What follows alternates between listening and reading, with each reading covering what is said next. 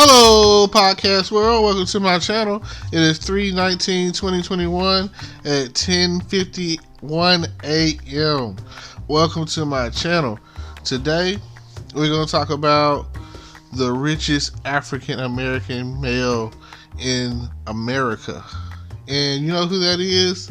Yeezy, baby. Kanye. Can you believe it?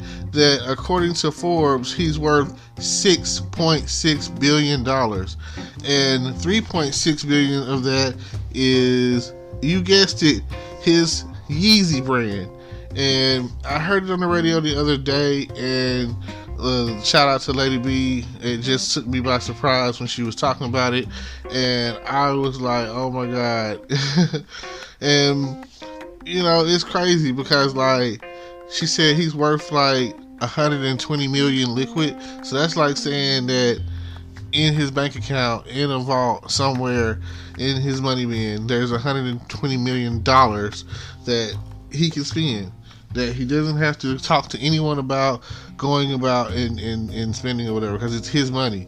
Now, on the other hand, the 3.6 billion is tied up in the brand, the Yeezy brand, the shoes, you know, and everything else. And then there's like another billion, to make sure you understand, B with the billion, in other deals and assets.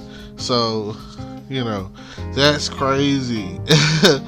Like, and I was like, man, that's actually 6.6 billion or whatever. Now that's rich, and you know, that's still kind of like on the low end of the B's, you know, because you look at it like, let's say if the richest man in the world or in America or whatever, let's say Bill Gates, Warren Buffett, Jeff Bezos, and let's say they're pushing like 50 billion or 60 billion or 70 billion, you know, that's like a tenth of what they're pushing out.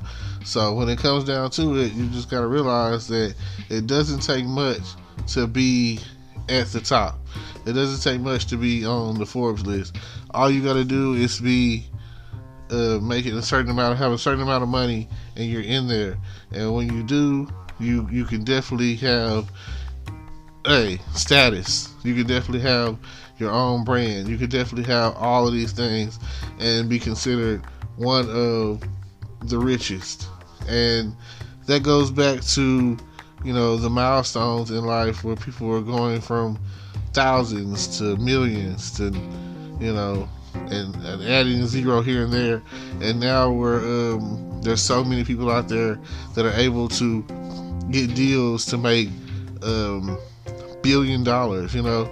And it's weird because Jordan's been around for a while, so it kind of makes you wonder, like, where is he at with his brand and the Forbes list, and, you know, cashing out in the billions. So I don't know, it just makes you want to be like, think about owning whatever it is, all your rights, all your publishing, like everything that's going to bring you the money, the royalties and all of that.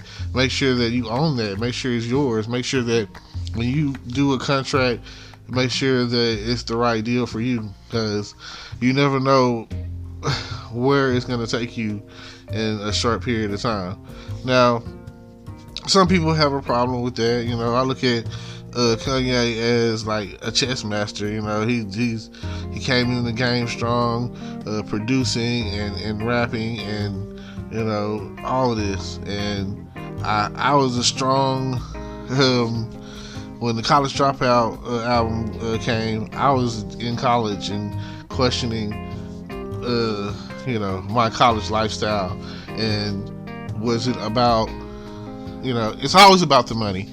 When you go into college or whatever, you're going for whatever career path that you're choosing, but in that career path, you want to be successful, you want to be financially stable, you want to be rich, you want to be paid, you want to be well off, you want to be at least making 6 figures a year, because you want to live in a nice house and have nice cars and have nice things. So these are regardless of what education they speak on in the college dropout, he was always talking about degrees, and those degrees are worthless if they're not put in play to cash out. So I know plenty of people that go to school, get their degree, and have to chase after their master's and their PhD and whatever, and still due to the employment field that they're chasing after, some people think you get your degree and you come in at top. No, you get your degree, you still might end up at McDonald's. You get your degree, you might still end up in the mailroom or something, trying to, like the movie Senseless with Marlon Wayans or whatever. You might not be Smythe Bates material. You might have to start to work your way up to, instead of coming in as a junior analyst. So these are the things you got to consider. And just think of it like this: if you get to the point where your name is a brand, your name is strong enough, then yeah, they're gonna want you. Businesses will want you. Companies will want you. They're gonna want to do cologne, shoes, shirt. They want that. They want to be like, oh yeah, like me, Terrence Grundy the Great. You know what I'm saying? Like, you got to get out there. You got to put yourself out there. So every time you're thinking about what I'm gonna do, just keep pushing for the success that you feel that you're deserved. Hard work definitely pays off, because you can't say that Kanye hasn't been through some things. I mean, some people look at it and they'll slide in the Illuminati factor or the craziness he was doing at the award shows with the Taylor Swift and Beyonce statement. And then you also have the more recent scandal or whatever with him and Trump being a strong Trump supporter, so it's kind of like crazy, make America great again, where we're headed. You don't need roads. That's the way I feel about it. I feel like we headed to the sky. Because use all the resources that you can get your hands on, because some of those resources are coming to an end. You never know what the future may hold. Look at us now. A year ago, in 2020, maybe even at the end of 2019, whatever officially, I just know for officially that the coronavirus popped off in March and everything started shutting down, and we're still feeling the effects. We're still feeling the mask wearing and the I can't breathe and the Black Lives Matter, and like everything, every chain reaction that there is, it's something that's happening or whatever. And no matter what happens after that turning point, that's the thing that is definitely going to get remembered and held on to.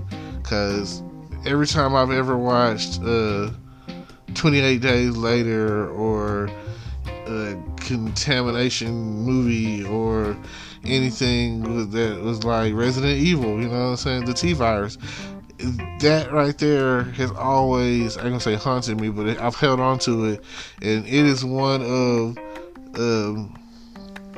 okay, I don't want to say top 5 or 3 or whatever, but it's like one of the main concerns of how we're all going to go. So a lot of people say it's either going to be some sort of virus is going to wipe us out. It's going to come from the stars. It's going to be like a meteor or asteroid or whatever, going to hit the, like Armageddon, the movie, Bruce Willis, and meteor. Then some people say that you see the movie Core, the Earth itself is just going to, quit on us like a used up car, like there's mileage on it, eventually all the resources that we have, like you can look at it like Krypton or whatever with the Superman. Like they knew that the planet was coming to an end, so that's why they sent Superman Kal-El to the planet Earth or whatever. And the only reason that Superman has the powers that he has is because he's radiated by our yellow sun. So just imagine that you're the last survivor of Earth, and they send you off to some planet somewhere that's planet M status or whatever, or let's say we're planet M status or whatever. You send you off somewhere that's planet Z, and they have like a blue sun, and because of their blue sun, you're able to have powers like Superman. Just think about it. So at the end of the day, for me, I love Superman, but to be honest with you, it's his character that makes him a superhero, and it's the fact that, hey, at the end of the day, he's still an illegal alien, literally. So there's sometimes where the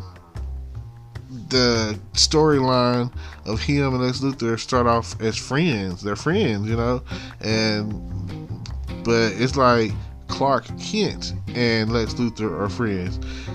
Lex Luthor sees Superman as an alien threat, which is he's rightful to be, because in the multiverse or whatever, there are worlds where Superman is like consider himself a god, and he's running the planet and killing people. He's the bad guy. So, I mean, in the end, there's also times in the comics where Superman has been mind controlled, and Batman has to come in and take him down or whatever. So you can't always look at it like, one way. Kind of going off topic here, but, I always feel like there's a solution. And that's what the comics are for. That the movies are for. That's what That's what I feel like. It's like a Saturday morning cartoon or TV show, whatever, special, or like when they had certain shows out like Family Matters and stuff. There was always a lesson to be learned, or Animaniacs. Well, not necessarily Animaniacs, but. A lot of I use King of the Hill. I used to watch a lot of King of the Hill. A lot of lessons learned on King of the Hill. So I feel like if they're already laid it out for you, then and other than that, like I say, those are some of the ways that the world comes to an end. Like some people say, cyborgs and robots, like the Terminator situation. So it's up there. I'm looking forward to the Falcon and Winter Soldier series. Shout out to Disney Plus. I'm definitely going to tune into that, which is like, Disney is a beast. They're a powerhouse. Linking up with Disney is always, if you could get a good deal out of Disney, then even like my guy, One Call Away, Marcus Weaver or whatever, The Lion King, Young Simba, his royalties, he's paid for life, and it was basically, I listened to his story, and thank God for his mother who helped him get the deal, which was originally just a straight out $2 million. And always think about the future, but thanks to his mom, she was like, no, we want royalties, we want publishing rights, we want every time that somebody play this song or sing it or whatever the case is, we want to get paid forever. And if you could get a deal to where you get paid forever, even if like you're making regular people money, you still rich, because you know that the check is always going to be coming. Because I watch Lion King all the time. I still watch Lion King. I might watch Lion King today. And due to that fact, you know that you're going to get paid. So, shoes. You got some nice shoes out there. The contracts will always be in play. Someone is going to always want some Jordans, some Yeezys, some Weezys, some Heezys, off the cheesy, Feezees, whatever. Someone's always going to want that. And it's like I tell people all the time, there are certain businesses or whatever, like hair is good business. If you do hair, ladies, hey, you're going to get paid. You're going to make your money back for the time that you put in it. Guys, if you're going to start cutting hair and barbershopping, you're going to get paid. It's a road to the top, and if you're ready to travel that road that's not taken, then let me know. Alright, I just wanted to say that, hey, congratulations, Kanye. I'm not a hater. $6.6 billion. Hey, setting some records. Just kind of chill out on the Make America Great Again situation, and come back to us, man. You know, some people say they stop messing with you. Keep producing, keep making hits, keep making people send, like, you know, for everyone who's at the top, like they said, reach back. You know, each one, reach one, teach one, whatever the phrase is. So I'll see y'all at the top. Thank y'all for tuning in. This has been your boy Terrence Grundy the Great. Already. Peace. Hello YouTube world, welcome to my channel. Don't forget to like, comment, subscribe, and hit the notification bell so you can be notified when I drop hot content like this, and stay tuned for the next video.